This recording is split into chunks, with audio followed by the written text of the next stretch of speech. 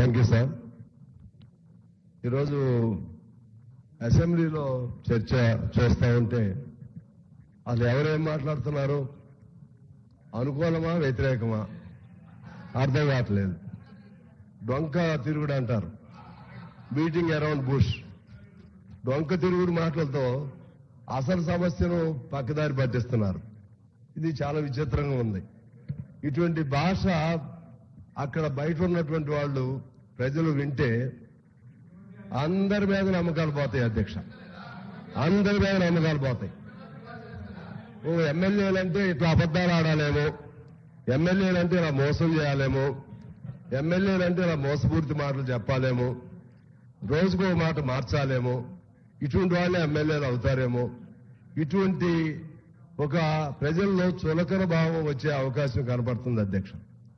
ఎందువల్లంటే ఒకవైపు ఏమో 9th షెడ్యూల్లో లేనిదే అవదు అని అంటారు, మరోవైపు ఏమో మేము సంపూర్ణంగా మద్దతు ఇస్తామని అంటారు. సంపూర్ణంగా మద్దతు ఇస్తూ 9th షెడ్యూల్లో ఉండే విధంగా కలిసి పోరాటం చేస్తామని ఎందుకు అనట్లేదనేది నేను మీ ద్వారా అడుగుతున్నాను. చేయాలి కదా, ఫైట్ చేయాలి కదా. కేంద్రము రాష్ట్రానికి మధ్య ఉన్నటువంటి పని విభజన లేకపోతే అధికారాల విభజనకు సంబంధించి మన చేతుల్లో ఏం లేదు, కేంద్రంలోనే ఉంది, కేంద్రం చేయాలి అంటే, కేంద్రం చేయాలంటే మన నుంచి ముందు మన డిమాండ్ బయటికి రావాలి, మన గొంతు వినపడాలి, మన పోరాటం సాగాలి. ఆనాడు ఎన్టీ రామారావు గారిని చూశాం కదా, ఎన్టీ రామారావు గారిని మనం అసలు పోరాటమే చేయిందే సాధ్యం అవుతుందా? తమిళనాడులో కూడా అప్పుడున్నటువంటి ప్రభుత్వం జయలలిత గారు పోరాటం చేయబట్టే పివి నరసింహారావు గారు అంగీకరించారు అధ్యక్ష. మరి ఇప్పుడు నరేంద్ర మోడీ గారు కూడా అంగీకరించవచ్చు కదా. మిత్రులు, బీజేపీ మిత్రులు వాళ్ళు మాట్లాడుతున్నప్పుడు నాకు ఆశ్చర్యంగా ఉంది. బీసీ వర్గాలకు అన్యాయం చేస్తున్నారు నాకు అర్థం కాలేదు. బీసీ వర్గాల కంటే కేంద్రంలో ఉన్న వాళ్ళు అన్యాయం చేస్తున్నారా, రాష్ట్రంలో ఉన్న వాళ్ళు అన్యాయం చేస్తున్నారా? ఇప్పుడు ఎక్కడ ఆగుతుంది? ఇక్కడ పంచాయతీ ఎక్కడ వచ్చింది? ఇక్కడి నుంచి బిల్లు అయిపోయింది. బిల్లు అయిన దాన్ని ఆపుతున్న వాళ్ళు ఎవరు?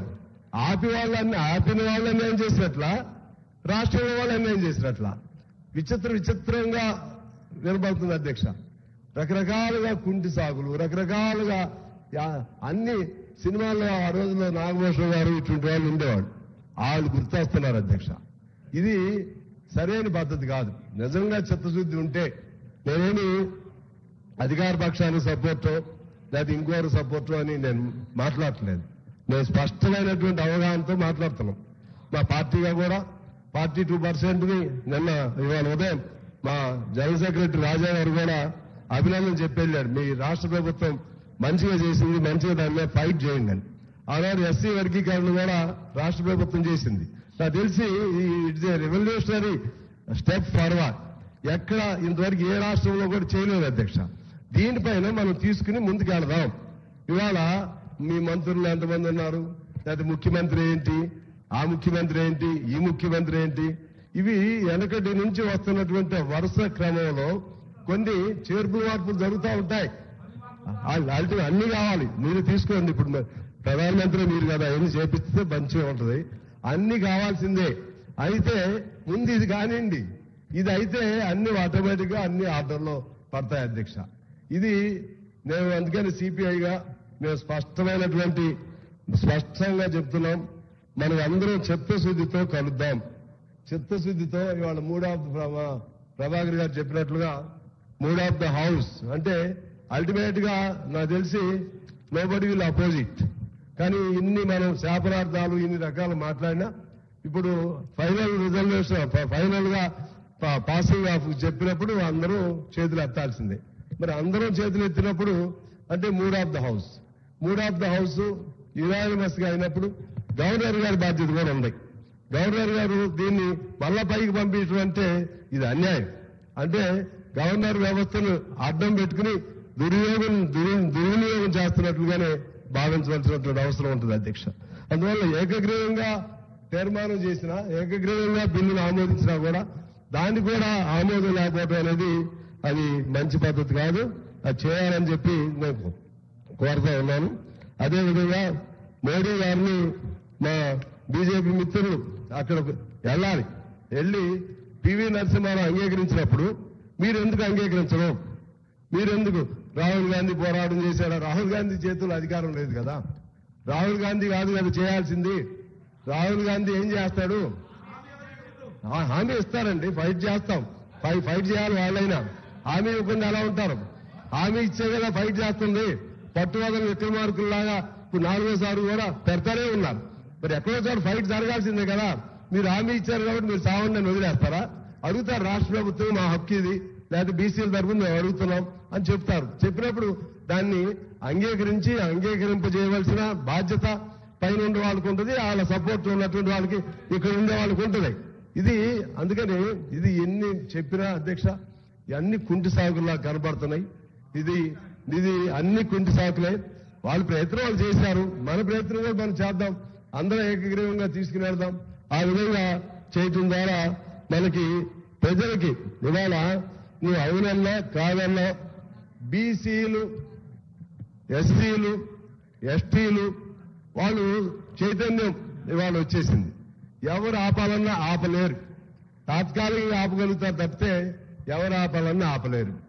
ఒకవేళ ఓసీల్లో ఎవరైనా బాగా యాక్టివ్గా ఉండి ఒకళ్ళిద్దరికి అవకాశం ఉంటుందేమో తప్పితే కాలం అంతా మారిపోతుంది. ఇవాళ కూడా మనం చూస్తున్నాం అధ్యక్ష, పంచాయతీల్లో కానీ లేకపోతే మండలాల్లో కానీ ఓసీ సీట్లలో కూడా బీసీలనే పెడుతున్నాం.